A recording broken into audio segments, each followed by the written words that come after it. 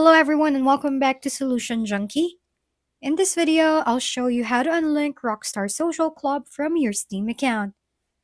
Let's start by signing into your social club at rockstargames.com and log in from your Steam account. Once both accounts are open, locate your Rockstar Games account settings. In the link account section, find your Steam account. If it's already linked, click to see the options. If you want to link a different account, choose Linked Account and sign in.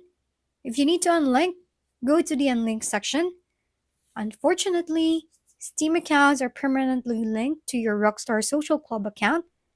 If you want to proceed, you need to write a ticket to Rockstar Support.